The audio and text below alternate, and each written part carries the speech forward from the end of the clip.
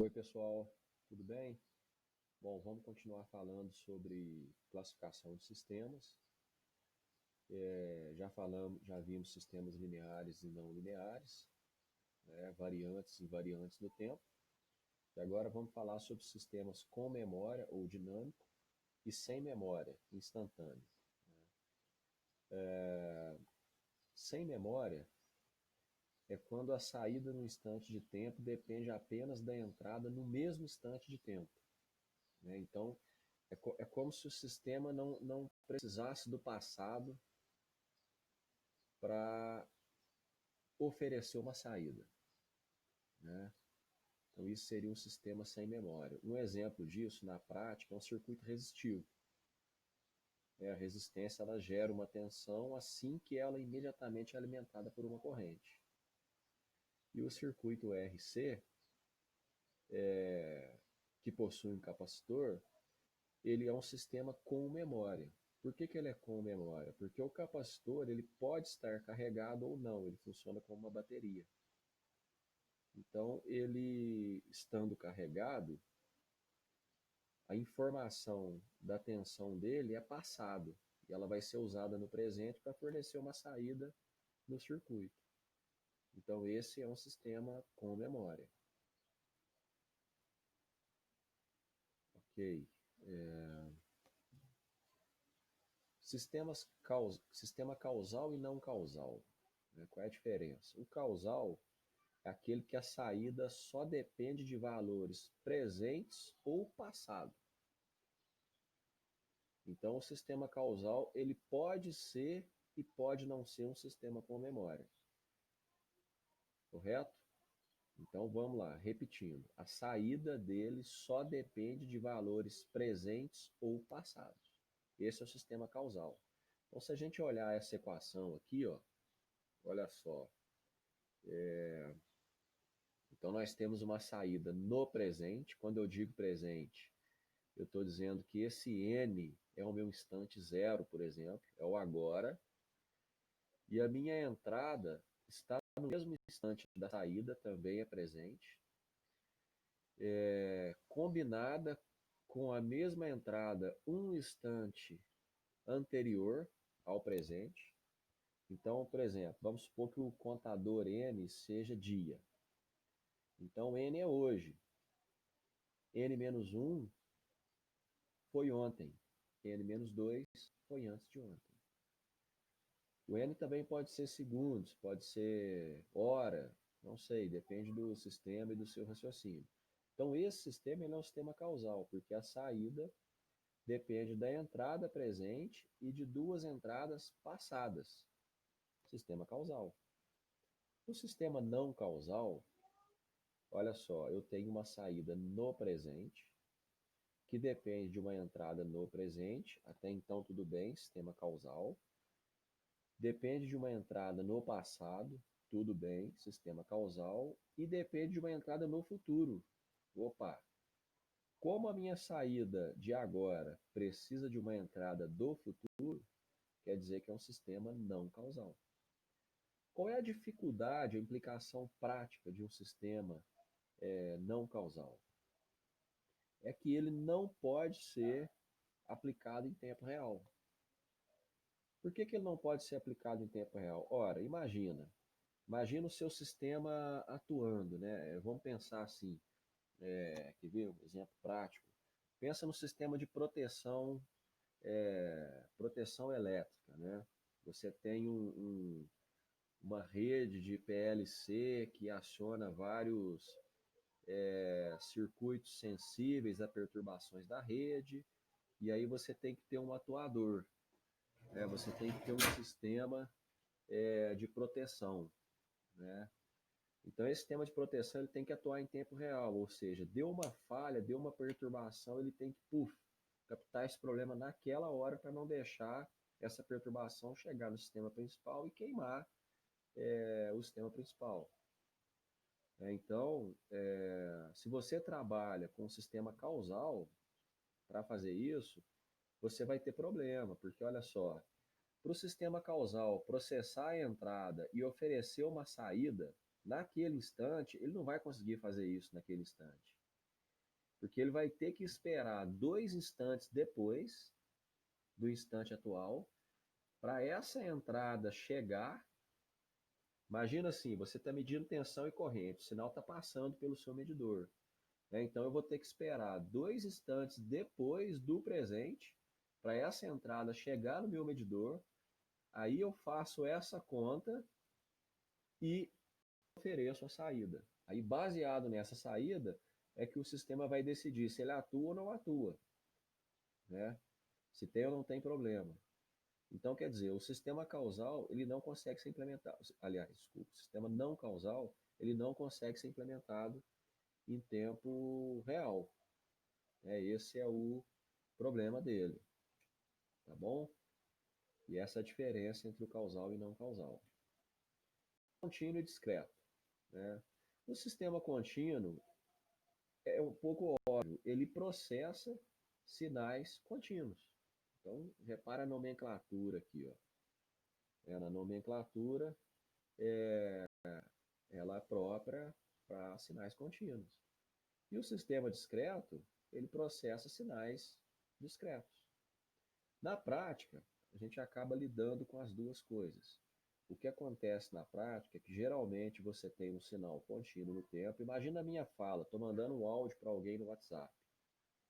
Então a minha fala ela é contínua. Essa gravação que eu estou fazendo agora para montar essa aula para vocês, eu estou falando, é um sinal contínuo. O que é um sinal contínuo? Qualquer instante de tempo, aqui eu tenho uma amostra. Para qualquer instante de tempo eu tenho uma amostra correspondente, né? Então o sinal contínuo entra, eu tenho um conversor para discreto, de contínuo para discreto. Aí discretizei o meu sinal, que é basicamente amostrar. O que é amostrar? Eu vou lá de intervalo em intervalo de tempo e pego uma amostra aqui, ó. Tá vendo?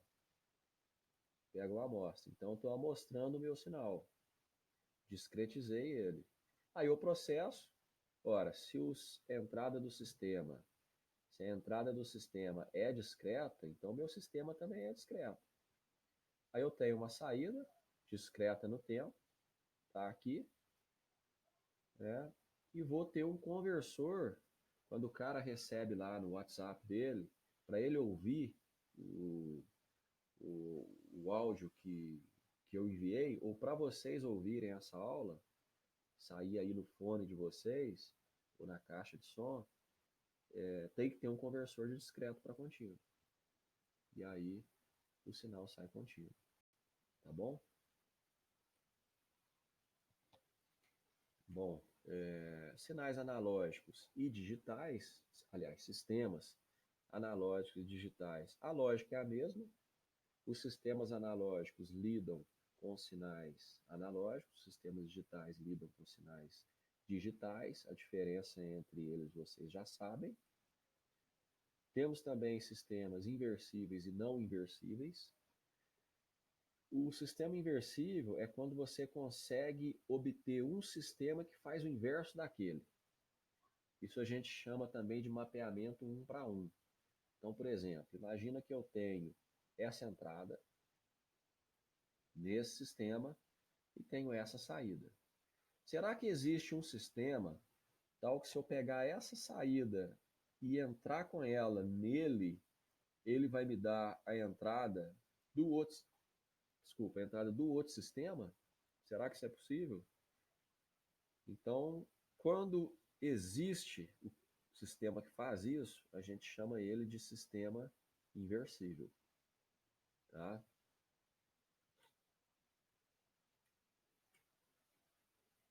Sistema estável e instável, super importante, principalmente para controle, né?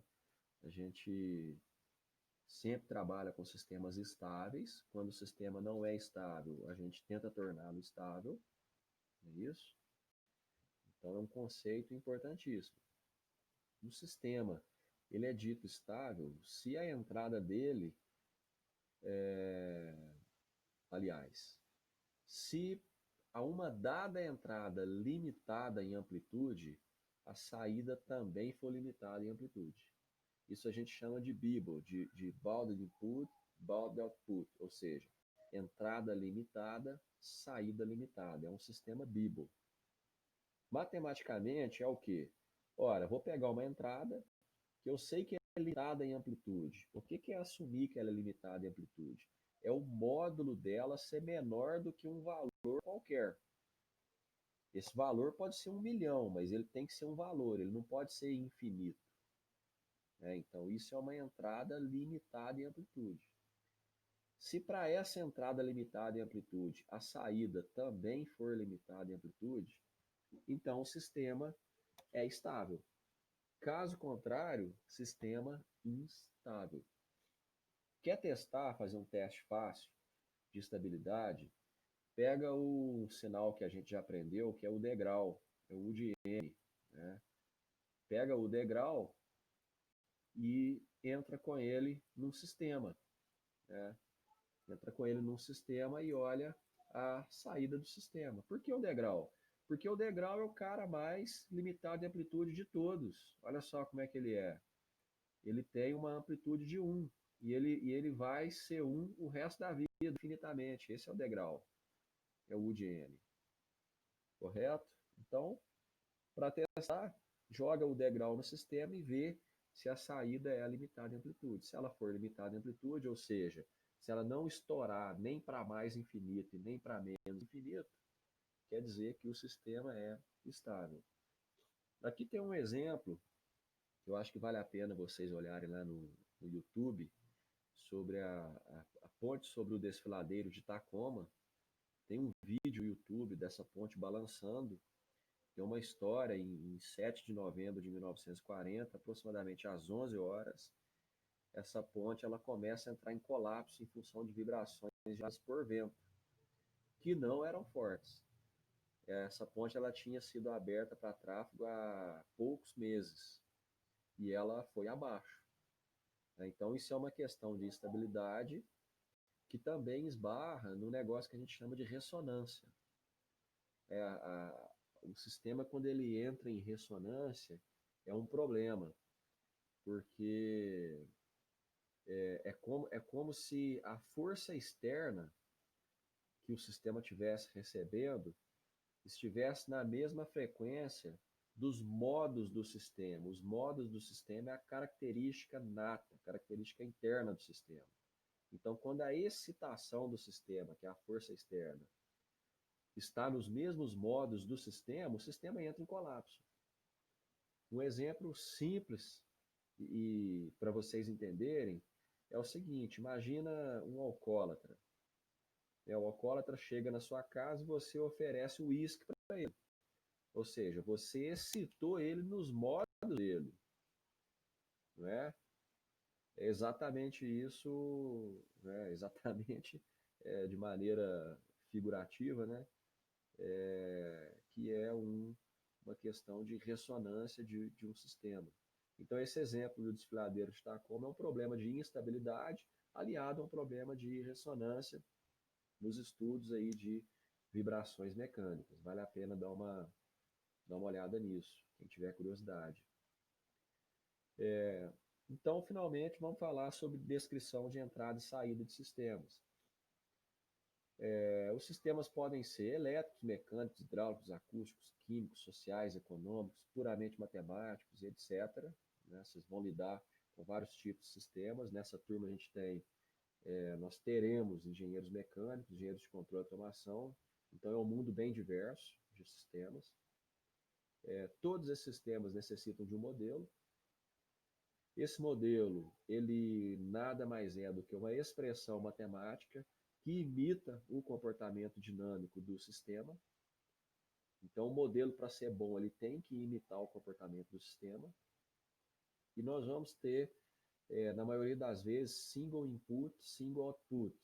O sistema CISO, uma entrada, uma saída. Esses sistemas eles vão ser lineares, dinâmicos, invariantes no tempo, causais. E esses sistemas, quando eles têm essa característica de linearidade, invariância no tempo e causalidade, eles são regidos por equações diferenciais, quando eles são contínuos no tempo, ou por equações adiferenças, quando eles são discretos no tempo. Ok?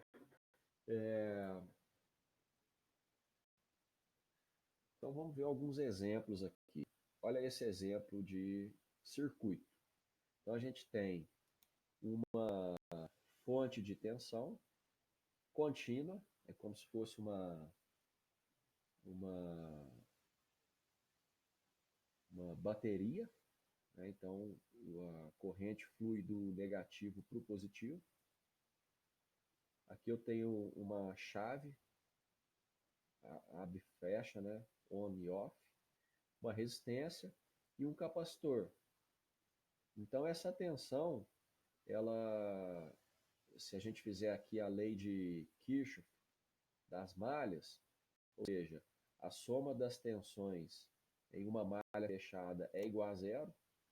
Então, a partir dessa teoria, nós podemos montar essa equação, ou seja, a tensão da fonte ela é igual a resistência vezes a tensão, aliás, a resistência vezes a corrente, mais a tensão no capacitor. A corrente que circula nesse circuito, ou seja, a corrente que passa pelo resistor é a corrente que passa pelo capacitor. É a mesma, porque estão em série. E a corrente no capacitor ela é CdV/dt. Vocês vão aprender isso em circuitos ou já aprenderam. A corrente no capacitor é CdV/dt.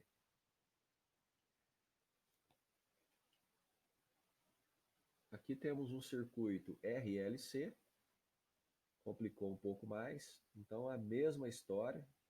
Vou fazer aqui a lei de Kirchhoff. Então tem tensão da fonte aqui, desculpa, tem tensão da fonte aqui, tenho tensão no capacitor, tensão no resistor e tensão no indutor. Essa tensão no indutor.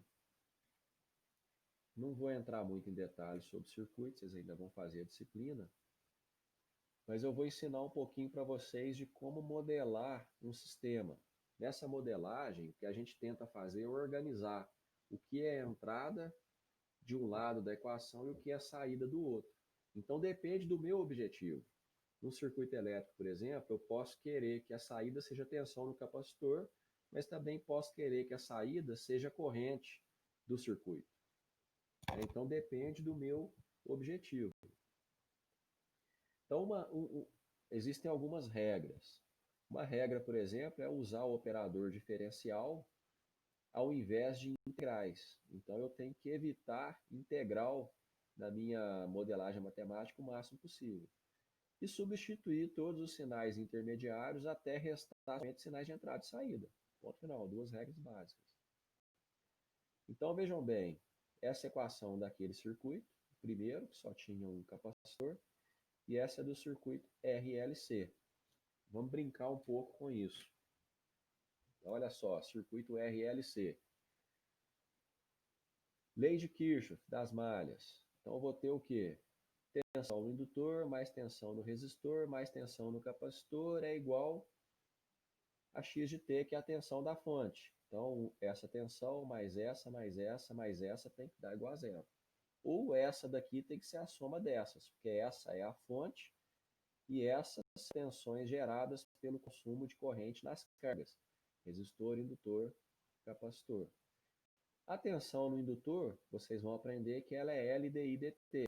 Aqui. Tensão no resistor é RI. E a tensão no capacitor é 1 sobre C da integral de I dt. Vamos juntar todos esses agora no circuito. Então, olha lá, tem um rascunhinho aqui do lado, que nós falamos no slide anterior. Tá aqui. Vamos juntar isso. Eu vou substituir cada um desses termos aqui nessa equação. Então, está aqui, ó. Tensão no indutor, tensão no resistor, tensão no capacitor. E aí, o que eu vou fazer? Eu quero subir com a integral. Como é que eu vou subir com a integral? Derivo todo mundo. Não posso derivar só esse termo. Tem que derivar a equação inteira para eu poder não atrapalhar essa igualdade aqui. Então, derivo todo mundo. Eu derivo todo mundo, eu tenho derivada ao quadrado aqui, tenho derivada normal aqui, a minha integral subiu aqui, tem derivada aqui. Agora eu vou fazer o seguinte, eu vou chamar d sobre dt de dzão. Pronto. Só para não ter que ficar escrevendo d sobre dt toda hora. Dzão. Então aqui eu tenho d sobre dt ao quadrado, virou dzão ao quadrado. D sobre dt aqui, dzão. Como eu tenho o i de t multiplicando todo mundo, eu vou isolar. Ó. Isolei aqui o i de t aqui de fora. Dzão x de t. Pronto. Aí nesse exemplo, o meu i de t está como saída. Eu quero que o i de t seja saída. Então pronto, ó, eu tenho a minha saída de cá, a minha entrada de cá. O resto são constantes, são valores fixos. E eu também não tenho integral. Pronto, modelei meu sistema, entrada, saída, fácil. Agora eu vou mudar o esquema. Agora eu quero a minha tensão como saída. E aí eu manipulo matematicamente isso, depois vocês dão uma olhada com calma em casa. Pego as minhas equações de antes, por exemplo, aqui no meu capacitor eu vou derivar ele para sumir com a integral, chego nessa equação, e manipulo isso matematicamente para eu não sumir com o V de C. Eu preciso fazer o V de C aparecer aqui. E aí eu isolo o I de C aqui, substituo o I de C que eu encontrar aqui e aqui, e aí eu chego nisso, para minha tensão no indutor. Tensão no resistor, substituir aqui o I, que eu achei aqui em cima, VC, pronto. Aí eu isolei aqui o VC, ó, substituí o D por Dzão, beleza, agora eu tenho saída de cá, entrada de cá, pronto. Para o mesmo circuito, eu tenho duas equações diferentes, duas modelagens diferentes. Então, depende do meu objetivo na hora de fazer essa modelagem. Tranquilo? Aqui tem um exemplo na mesma linha dos anteriores, só que no tempo discreto, é o exemplo 3.5 do LAT. Eu vou deixar esse como a casa para vocês lerem e entenderem. Exige um pouco de raciocínio lógico. A explicação de todo o desenvolvimento está aqui. Se não entenderem, vocês podem me perguntar, manda um e-mail para mim, que eu tento responder e explicar isso, tento montar um vídeo tirando dúvidas sobre isso. Mas no final das contas, esse exemplo chega nessa equação. Essa é uma equação, há diferenças, não é diferencial, porque aqui eu estou num sistema discreto, então equações há diferenças ou de diferenças, não é isso? E esse é um sistema causal. Por que causal? Porque a minha saída presente não depende de valores futuros. Depende da minha entrada presente e da minha saída passada. Então, tudo isso eu tenho. Presente e passado. Sistema causal. E aqui são representações gráficas, numa espécie de diagramas em blocos. Vocês vão encontrar muito, tanto em livros, quanto em softwares de controle e análise de modelos. Então, olha só, isso é um somador, eu tenho duas coisas chegando nele, então é como se fosse a lei de Kirchhoff dos nós, né? A soma das correntes que chegam é igual à soma das correntes que saem. Então, os dois estão chegando, então, os dois estão chegando, eu tenho essa saída. Então, é uma soma, como é um somador, implementa uma soma de quem está chegando. Esse símbolo, essa setinha com valor em cima, significa um multiplicador. Então, quando a entrada passa por isso, é como se ela estivesse sendo multiplicada por aquele fator. Esse D, ele funciona como é como se eu estivesse derivando o meu sinal. Né? É um diferenciador. Por que ele é um diferenciador e não um derivador? Porque aqui eu estou falando em sistema discreto.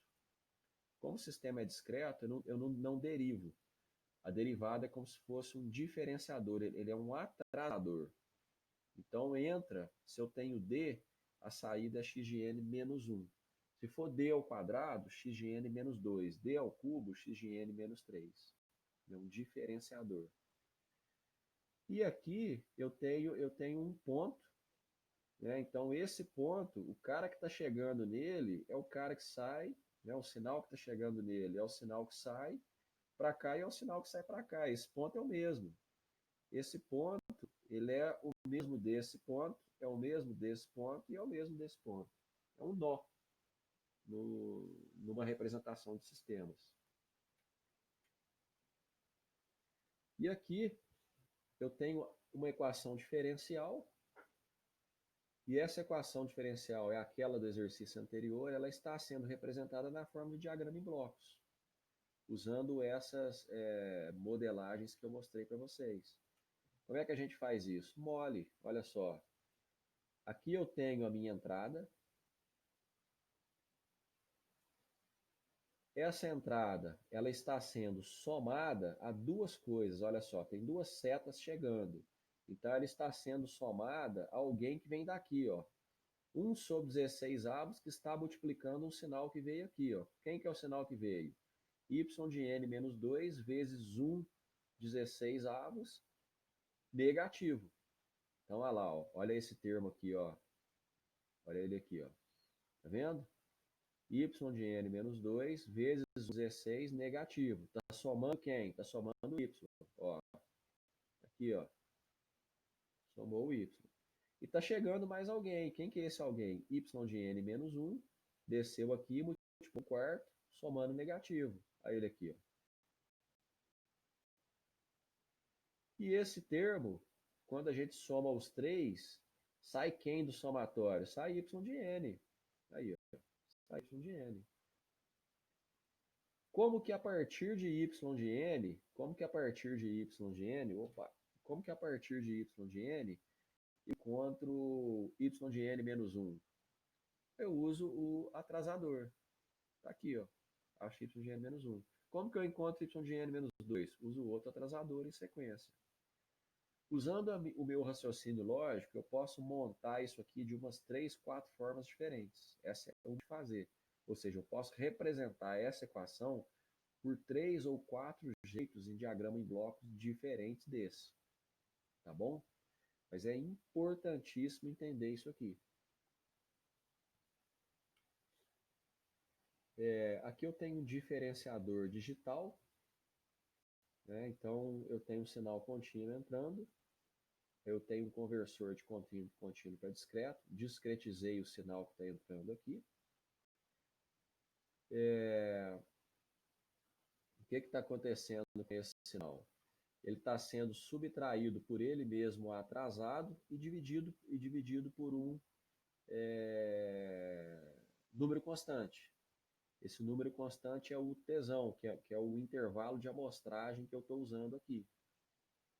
Né? Então, se eu desloquei meu sinal, eu desloquei um intervalo aqui, ó, um tesão. Então, vamos pensar o seguinte, o que a derivada nos dá? A derivada de alguma coisa.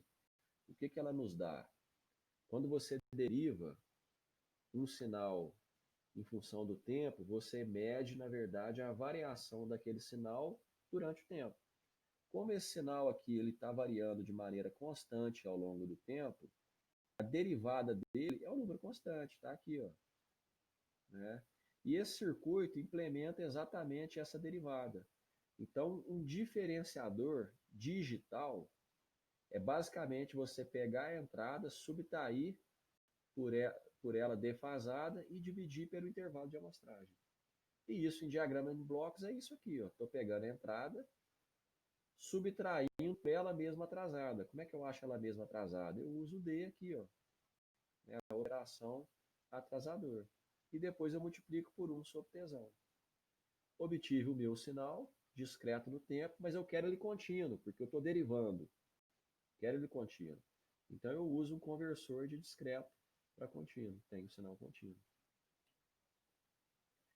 Esse diferenciador digital, ele pode ser escrito na forma atrasada, que é essa que eu mostrei para vocês, ou na forma adiantada. O que é a forma adiantada? Eu somo uma amostra em cada um aqui, ó. Eu somo, opa, desculpa, eu somo uma aqui, somo uma aqui e somo uma aqui. Quando eu somo uma quantidade de amostras ou subtraio, Eu tenho que fazer isso em todos os termos para eu não alterar a igualdade da equação. Então, se eu somei uma aqui, ó, eu somo uma aqui e somo uma aqui. Então, eu posso escrever isso na forma adiantada.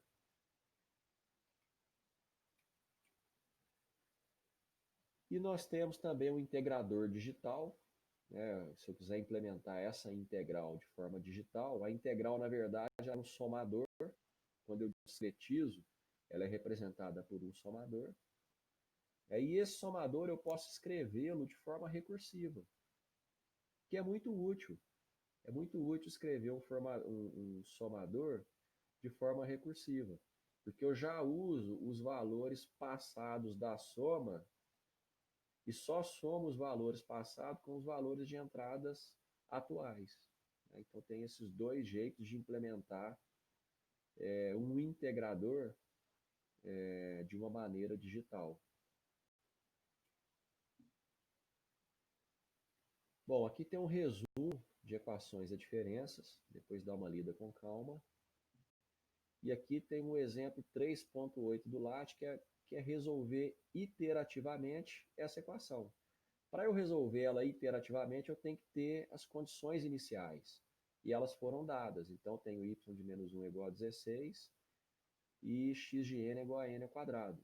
Né? X de n é a entrada. Então, eu vou substituindo valores aqui. O y de 0 é menos 0,5, y de 0 menos 1, y de menos 1. Y de menos 1 é 16, igual a x de 0. X de 0 é 0 ao quadrado, que é 0. Aí eu vou fazendo essa conta iterativamente, né, e usando os valores que eu encontro para serem substituídos. É como se fosse um loop, né, um sistema com realimentação. E no final eu gero um gráfico. É muito importante entender esse gráfico. Veja bem, para a amostra 0, quando o n é 0, o meu y é 8. Então, em 0, eu tenho amplitude 8. Em 1, amplitude 5, está aqui. E aí eu desenho a saída do meu sistema de maneira discreta. Tá? E aqui tem uma sugestão de exercício para vocês fazerem, sobre tudo que a gente viu, não só nessa aula, mas até agora, inclusive nas aulas presenciais. Fiquem à vontade para fazer esses exercícios, são do LAT, Sinais e Sistemas do LAT, que é a nossa bibliografia principal. Tá bom? Um abraço. Até a próxima.